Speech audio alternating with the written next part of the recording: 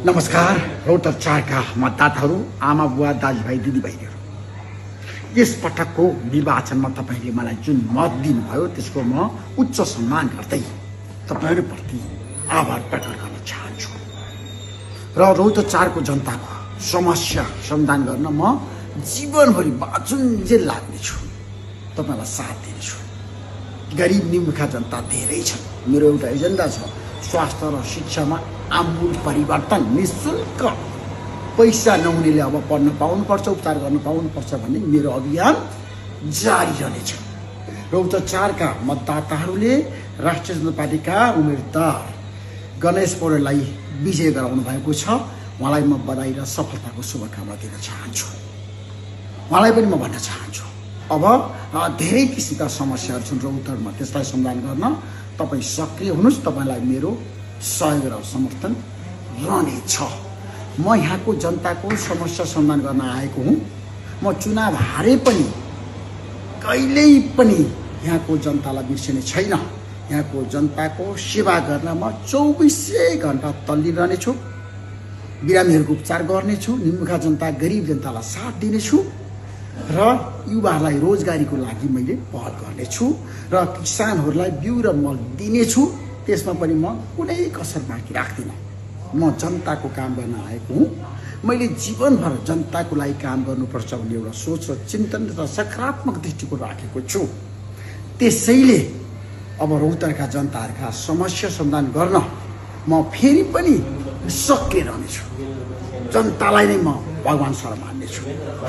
म जनताको मान्छे हुँ, मान्छे हुँ। म जनताको सेवा गर्न जन्मेको मान्छे। त्यसैले रौतहटमा आएँ, धेरै समस्या मैले बुझेँ। जनताले मलाई माया गरेर जति मत दिनुभयो त्यसको मैले सम्मान गर्नै पर्छ। म आभारी छु र आज देशमा एउटा उल्लासमय वातावरण बनेको छ। राष्ट्रिय जनता पार्टीले करिब करिब 2 मतको सरकार बनाउँदैछ। बालेन शाह प्रधानमन्त्री बन्दै हुनुहुन्छ।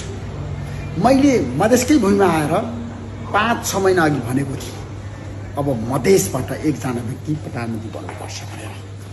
मैले जे भनेको थिएँ त्यही भयो। बालेन शाह यो देशको प्रधानमन्त्री बन्दै हुनुहुन्छ।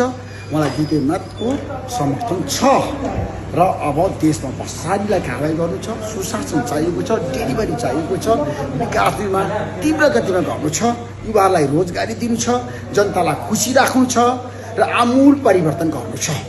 जनता परिवर्तनको पक्षमा छन्।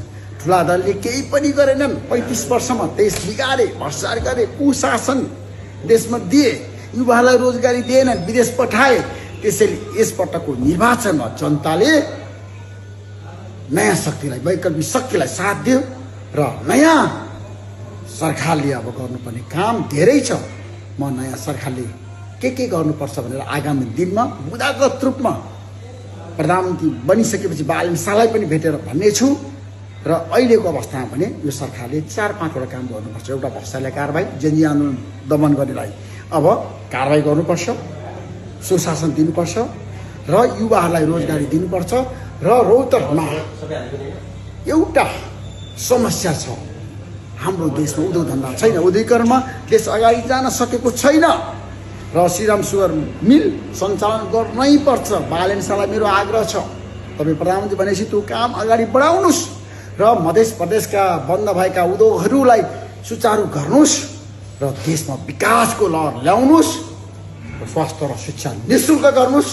गरिब निमुखा जनताले अब पढ्न पाउनुपर्छ र उनीहरूले उपचार गर्न पाउनुपर्छ। सुविधा सम्पन्न अस्पताल रौतहटमा एउटा बनाउनै पर्छ। त्यसमा मेरो सहयोग र समर्थन रहन्छ र मेडिकल कलेज निर्माण गर्नुपर्छ। रौतहटलाई चाहिँ अब सम्भावनाको जिल्लाको रूपमा अगाडि बढाउँ।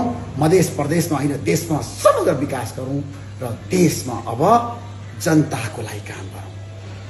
जय देश, जय जनता, जय रौतहट।